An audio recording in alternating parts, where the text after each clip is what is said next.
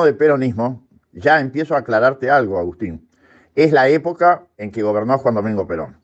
De ahí en adelante ocurrieron muchos hechos trascendentales después de la muerte de él, donde hubo gobiernos que se dijeron peronistas, que asumieron de alguna manera la representación del peronismo, que lo votó la mayoría del pueblo peronista, como el caso de Menem, como el caso de estuvo la actual vicepresidenta por 2 periodos, Cristina, pero en definitiva la esencia de lo que podemos llamar de lo que fue el gobierno peronista, desde el punto de vista filosófico y desde el punto de vista doctrinario, hay que remitir de Perón en ese aspecto. Es decir, Perón hubo uno solo. Los otros, sí, fueron también peronistas, no lo podemos negar, pero no se ajustaron estrictamente al pensamiento de la cuestión. El peronismo hunde sus raíces a través del pensamiento de Juan Domingo Perón, precisamente desde el punto de vista filosófico, en el humanismo, ¿no? Y la doctrina, sí, la doctrina era justicialista, y la doctrina la expresó bien claramente Juan Domingo Perón, cuando él, ya siendo presidente en el año 49, creo, algo de eso, él asume el 46, en el Congreso Mundial de Filosofía que se hizo en Mendoza, esbozó lo que él entendía por la doctrina justicialista, que era la comunidad organizada. Hay un libro escrito de él que habla de la comunidad organizada. Es decir, empecemos por el principio, ¿no es cierto? ¿Qué es el principio y es el final de todas las cosas en la ciencia del conocimiento, en ese aspecto? ¿Cómo aparece Perón en la escena política?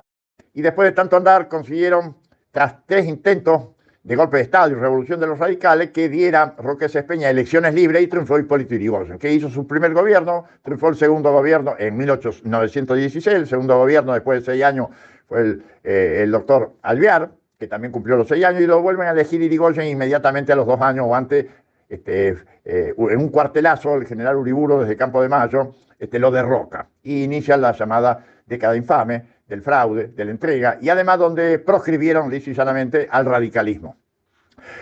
A Félix Uriburu le siguió el general Justo, etcétera, etcétera. Entonces, esa misma gente, escandalizada por las medidas de reivindicativas que expresaba a través de una nueva legislación que promovía desde la Secretaría de Trabajo y Previsión Perón, se pusieron a trabajar no tanto para la salida constitucional, que se llamara elecciones, pero sobre todo para sacar del medio a Perón, porque se dieron cuenta que era un peligro total. Un hecho muy trascendental y famoso, que fue que dio Perón a través de la legislación nueva, que fue el Estatuto del Peón. El Estatuto del Peón creó una situación donde los pobres jornaleros, medieros de los campos, donde estaban arrumbados en chozas, ¿no es cierto?, mal comidos, mal dormidos, trabajando de sol y sol, donde muchas veces no le pagaban ni siquiera unos míseros pesos, se encontraron con que tenían que responder a través de la nueva legislación con una serie de reivindicaciones que no estaba dispuesto la patronal del campo, sobre todo de la oligarquía, que asentaba sus reales en la provincia de Buenos Aires. Había también en Santa Fe y Córdoba, pero sobre todo en la provincia de Buenos Aires. Y eso va a cuento porque la mamá de Perón, doña Juana Sosa de Perón, que vivía en la Patagonia, le llamó por teléfono o le escribió a Perón, Perón lo cuenta, diciéndole: ¿te has vuelto loco? ¿Cómo hago yo a pagarle a los peones que tengo? Perón le contestó: mamá, vendé un par de vacas y pagale como corresponde a esos peones. Él siempre lo cuenta como anécdota, Perón, en ese sentido. Pero no solamente eso, sino trabó una relación muy directa con los sindicatos. Porque en aquel entonces, en la década del 40, lo que era la CGT o el movimiento obrero estaba en manos o de los anarquistas, o de los socialistas, o de los comunistas. Ninguno de los tres realmente, que estaban al frente de unos pocos sindicatos de aquel entonces, lo miraban de reojo y no les gustaba mucho Perón con las actitudes que tenía. Pero la masa trabajadora, que había sido relegada durante tantos años, lógicamente que empezó a ver con buena cara, ¿no es cierto?, las reivindicaciones a través de la legislación. Es decir, sobre todo con un salario digno, y con más razón cuando puso el aguinaldo, es decir, el tercer mes que de alguna forma a fin de año se le pagaba a los trabajadores. Bueno, esto indudablemente, más otras legislaciones que puso en marcha, provocó una reacción de las fuerzas opositoras muy grande y exigían que fuera relevado Perón del cargo. Lo trataban de fascista, de nazista, porque estaba terminando la Segunda Guerra Mundial. El ejército argentino de aquel entonces era no pro-nazi, sino hundía sus raíces en la formación militar dentro del ejército alemán en ese sentido. Y había gente que no conocía las barbaridades del nazismo y de Hitler, que de alguna manera veía con buenos ojos. En cambio, la oposición de aquel entonces, conservadores, socialistas, radicales sobre todo, inclusive los comunistas, estaban con los aliados. No te olvides que en la Segunda Guerra Mundial, justamente, Estados Unidos, que entró en guerra, juntamente con Inglaterra, es decir, con una parte de Francia, la resistencia, y también estaban, como Hitler había atacado a Rusia, también, que estaba Stalin, el comunismo, se convirtió en aliado. Entonces todo eso se conformó en la Argentina, en un conglomerado, en una suerte de alianza, la Unión Democrática, así se la llamaba, que lo enfrentaba y exigía elecciones y exigía que lo eliminaran a Perón. Y esto ocurrió, porque la presión desde Campo de Mayo, del general Ávalo y sobre todo Bernengo Lima, el jefe de la Marina, lo exigía así. Entonces a Perón lo relevaron y lo metieron preso en Martín García, ¿no es cierto? Donde ya había inaugurado en esa isla, ¿no es cierto? Martín García en una época lo habían tenido también a Irigoyen. Y con los años, después también fue a parar Frondizi en ese aspecto después de otro golpe de Estado de los militares ya en el año 62, 60 y pico, en la década del 60. Frondizi había ganado la elección del 58 al 64, fíjate, más o menos, por ahí. ¿Qué es lo que sucedió? La gente de la CGT, que miraba con reojo estos partidos políticos, no terminaban de ponerse de acuerdo, se daban cuenta de lo que sucedía, que perdían a la masa trabajadora, que la seguía Perón, ¿no es cierto? Y que Perón además había creado una gran cantidad de sindicatos. O sea, el sindicalismo era un grupo importante, digamos así, de sindicatos. El primer sindicato fue de 1800, a fines del siglo XIX, fíjate vos, la fraternidad. Es decir, la fraternidad era de los ferrocarriles. Y claro, con los nuevos sindicatos, los nuevos dirigentes gremiales y la masa que veía en Perón el reivindicador en este sentido, en la cuestión social, más allá de todas las barbaridades que decían, estaban con él. Entonces los dirigentes gremiales llamaron, al ver la efervescencia de las bases, llamaron a la reunión de la CGT. Y terminaron, después de una larga discusión por una simple mayoría, en declarar una huelga general por la liberación del coronel Perón. Porque entonces era coronel Perón, no era general. Para el 18 de octubre. Pero el 17 de octubre se produjo un hecho histórico que marcó definitivamente la historia del país. ¿Por qué?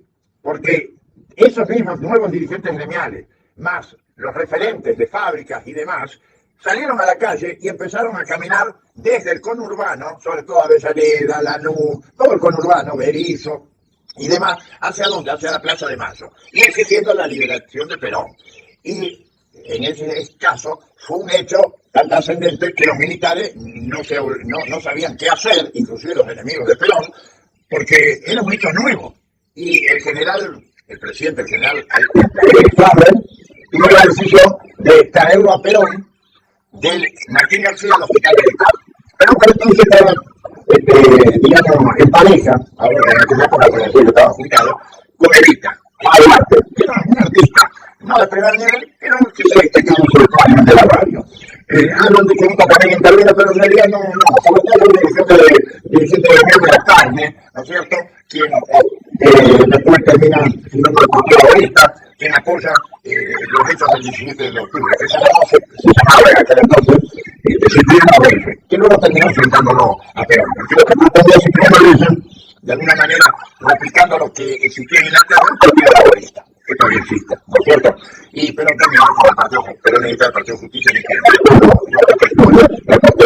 El 17 de octubre la gente se hizo la noche, no se iba y exigía que aquello fuera Perón. Y entonces Farrell tomó la decisión con otros militares de aquel entonces de traerlo a Perón, porque dijo que de esa forma le sacaba a la gente que había llegado a la Plaza de Mayo, y no solamente a la Plaza de Mayo, sino que llegaba a la Avenida de Mayo y las avenidas que desembocaban en la Plaza de Mayo.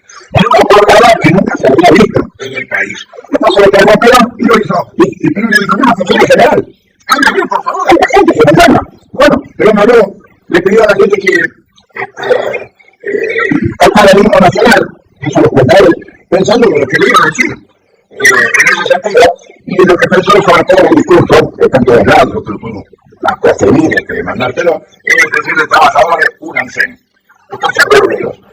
terminó, y entonces uno va a la casa. Y entonces el presidente, entonces Perón le dijo, bueno, ¿a dónde se va? Le dijo el presidente. Y dijo, ¿qué tiene?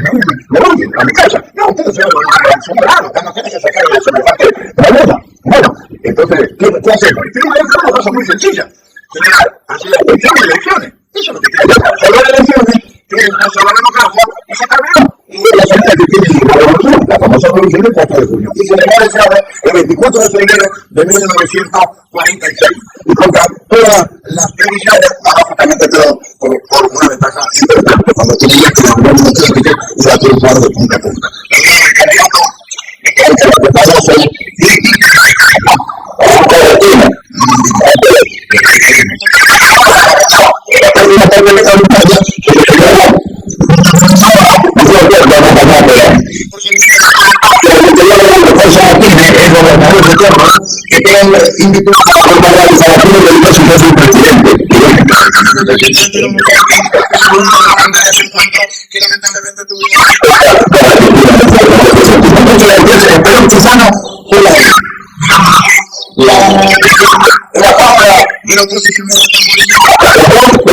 oposición pero también de esta cuestión tiene terminado la segunda evaluación.